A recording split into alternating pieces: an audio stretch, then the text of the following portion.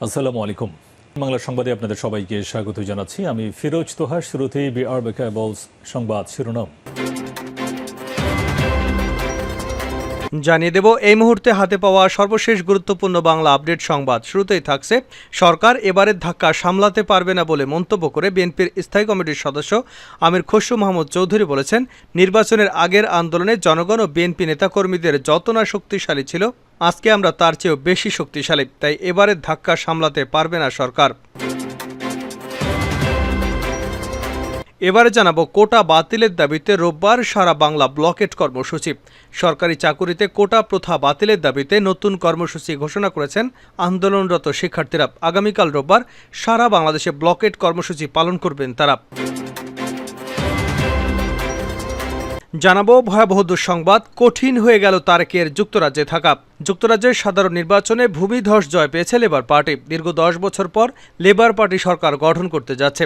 Labour পার্টির এই সরকার গঠনের ফলে লন্ডনে পলাতক বিএনপির ভারপ্রাপ্ত চেয়ারম্যান তারেক জিয়ার যুক্তরাজ্যে থাকা কঠিন হয়ে পড়ল। লেবার পার্টি দীর্ঘদিন ধরেই তারেক জিয়ার যুক্তরাজ্যে থাকার বৈধতা চ্যালেঞ্জ করে আসছিল। আর এবার সেই লেবার পার্টি ক্ষমতায়। কি আছে তারেকের ভাগ্যে, জানাবো বিস্তারিত, সঙ্গে থাকুন। এদিকে রাসেলস ভাইপার ধরে গ্রামে গ্রামে ঘুরছেন শহীদুল। প্রায় 4 ফুট লম্বা একটি রাসেলস ভাইপার সাপ ধরে কৌটায় ভরে গ্রামে গ্রামে ঘুরছেন কুষ্টিয়ার সদর উপজেলার হরিপুর এলাকার শহীদুল ইসলাম।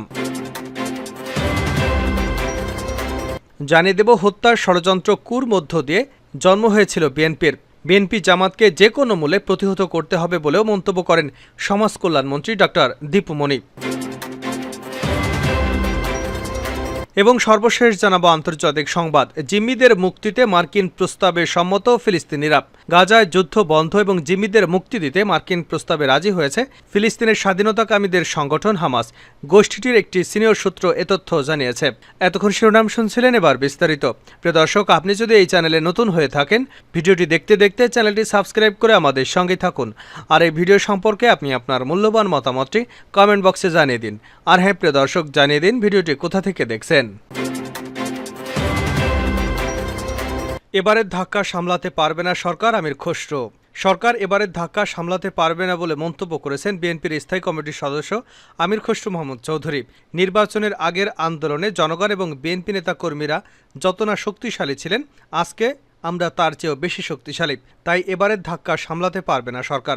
শনিবার বিকেলে নগরের কাজীদেউরি সংলগ্ন নসিমন ভবনে নগর বিএনপির কার্যালয়ের সামনের সড়কে খালেদা জিয়ার মুক্তির দাবিতে সমাবেশে প্রধান অতিথির বক্তব্যে তিনি কথা বলেন। চট্টগ্রাম মহানগর উত্তর ও দক্ষিণ জেলা বিএনপির যৌথ উদ্যোগে এ সমাবেশের আয়োজন করা হয়। বিএনপির ভাইস চেয়ারম্যান বরকতুল্লাহ বুলুর সভাপতিত্বে ও চট্টগ্রাম বিভাগীয় সাংগঠনিক সম্পাদক মাহবুবুর রহমান শামীমের সঞ্চালনায় সমাবেশ অনুষ্ঠিত হয়। নগরী ও জেলার বিভিন্ন এলাকা থেকে বিএনপি নেতাকর্মীরা সমাবেশে অংশগ্রহণ করেন। আমির খসরু বলেন, সবাইকে ঐক্যবদ্ধভাবে হাতে হাত মিলিয়ে কাঁধে কাঁধ মিলিয়ে সরকারকে পরাজিত করতে হবে। আমি একটা কথা বলতে চাই, অন্যায় যখন আইনে পরিণত হয় তখন প্রতিরোধ অপরিহার্য হয়ে পড়ে। বাংলাদেশের কোনো বিচার আছে? নেই। আজকে কোনো বিচার নেই। যেখানে কোনো বিচার নেই সেখানে প্রতিবাদ করে কি কোনো লাভ আছে? তাহলে এবার প্রতিরোধ করতে হবে। আমরা সবাই প্রস্তুত। নেতাকর্মীরা কেউ হাল ছাড়েনি।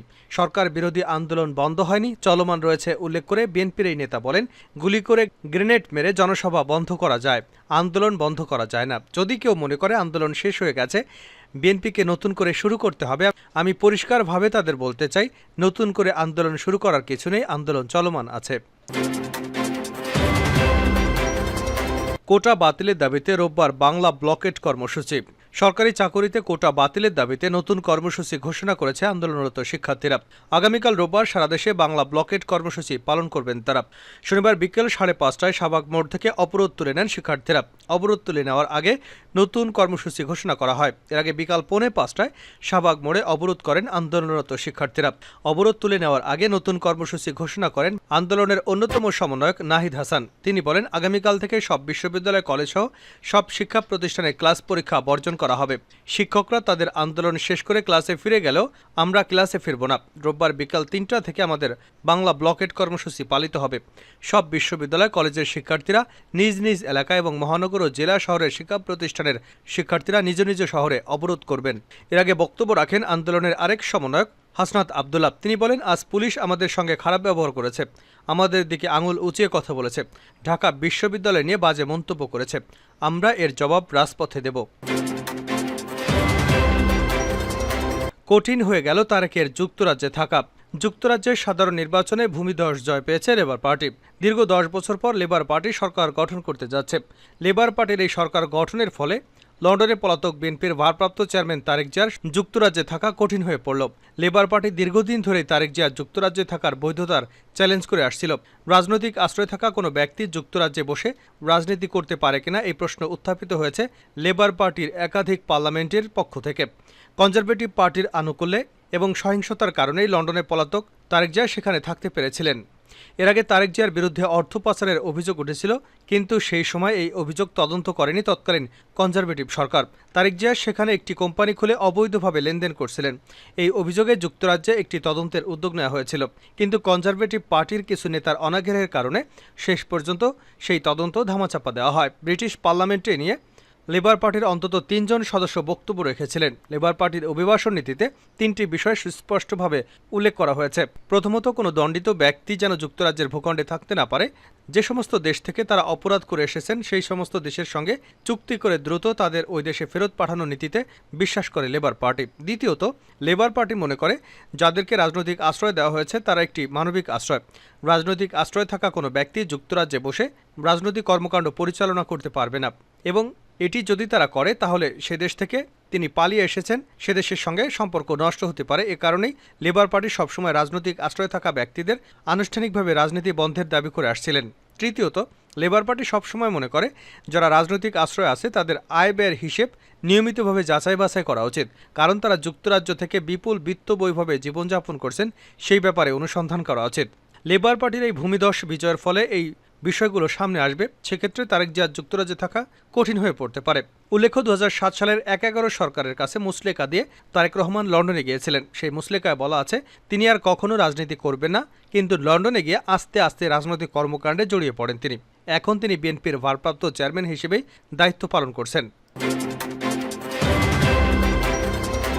রাসেলস ভাইপার নিয়ে গ্রামে গ্রামে ঘুরছেন শহীদুল। প্রায় 4 ফুট লম্বা একটি রাসেলস ভাইপার ধরে কৌটায় ভরে গ্রামে গ্রামে ঘুরছেন কুষ্টিয়ার সদর উপজেলার হরিপুর এলাকার শহীদুল ইসলাম 48 নামের এক জেলে। বৃহস্পতিবার সন্ধ্যায় কুষ্টিয়া সদর উপজেলার হাটস হরিপুর ইউনিয়নের আমজাদ মোড় এলাকায় গড়াই নদীর পাড় থেকে সাপটিকে ধরেন ওই জেলে। পরে সাপটিকে কৌটায় ভরে সচেতনতার জন্য গ্রামে গ্রামে ঘুরছেন তিনি। শহীদুল ইসলাম সদর উপজেলার হাটসপুর হরিপুর ইউনিয়নের আমজাদ মোড় এলাকার মোহাম্মদ আফাসউদ্দিনের ছেলে। স্থানীয়রা জানান, বৃহস্পতিবার সন্ধ্যা 7টায় হাফিজুল ইসলাম তার ছোট ছেলেকে নিয়ে নদীতে মাছ ধরে বাড়ি ফেরার পথে সাপটিকে দেখতে পায়। পরে সাপটিকে মেরে ফেলেন তিনি। সাপটি ভয়ঙ্কর এবং বিষধর হওয়ায় লোকজনের মাঝে পরিচিত করতে এবং সবাইকে সচেতন করতে গ্রামে গ্রামে ঘুরছেন শহীদুল। জেলে শহীদুল ইসলাম জানান, নদী থেকে মাছ ধরে আসার পথে আমার ছেলে প্রথমে সাপটি দেখতে পায়, পরে আমাকে দেখালে সাপটিকে লাঠি দিয়ে পিটিয়ে মেরে গ্রামবাসীকে দেখানোর জন্য নিয়ে আসি। জিম্মিদের মুক্তিতে মার্কিন প্রস্তাবে সম্মত ফিলিস্তিনিরা। গাজায় যুদ্ধ বন্ধ এবং জিম্মিদের মুক্তি দিতে মার্কিন প্রস্তাবে রাজি হয়েছে ফিলিস্তিনের স্বাধীনতাকামীদের সংগঠন হামাস। গোষ্ঠীটির একটি সিনিয়র সূত্র এ তথ্য জানিয়েছে। শনিবার বার্তা সংস্থা রয়টার্সের এক প্রতিবেদনে এ তথ্য জানানো হয়েছে।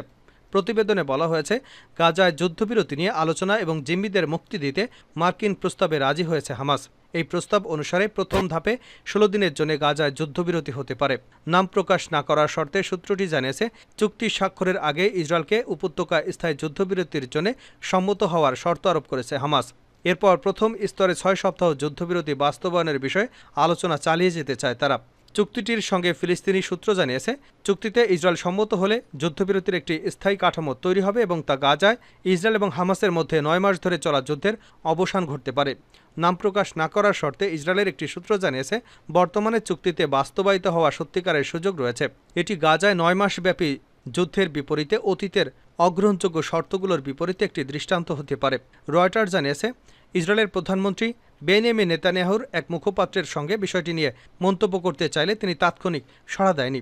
তারা জানিয়েছে, আগামী সপ্তাহ পর্যন্ত আলোচনা চলবে।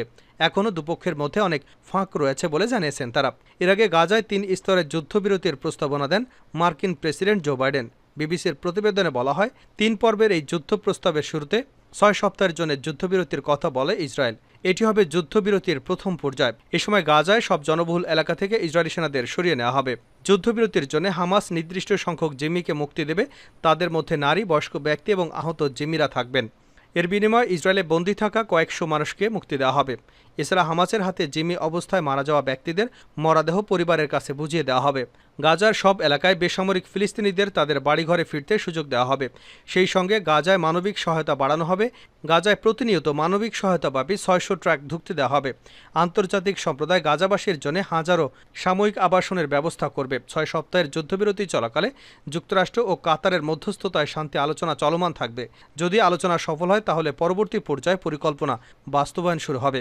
দ্বিতীয় পর্যায়ে বাদবাকি জীবিত জিম্মিদের মুক্তি দেবে হামাস। তাদের মধ্যে জিম্মি পুরুষ সেনারাও থাকবে। সেই সঙ্গে গাজা উপত্যকা থেকে ইসরায়েলি বাহিনীর সর্বশেষ সেনাকে সরিয়ে নেওয়া হবে। যুদ্ধবিরতিকে স্থায়ীভাবে শত্রুতা বন্ধে উন্নীত করা হবে। তৃতীয় পর্যায়ে জিম্মিদের ফেরানোর প্রক্রিয়া পুরোপুরি শেষ করা হবে। গাজার জন্য বড় ধরনের একটি পুনর্গঠন পরিকল্পনা বাস্তবায়ন শুরু করা হবে। এর আওতায় মার্কিন ও আন্তর্জাতিক সহায়তায় গাজা উপত্যকায় বাড়ি, বিদ্যালয় ও হাসপাতাল পুনর্নির্মাণ করা হবে।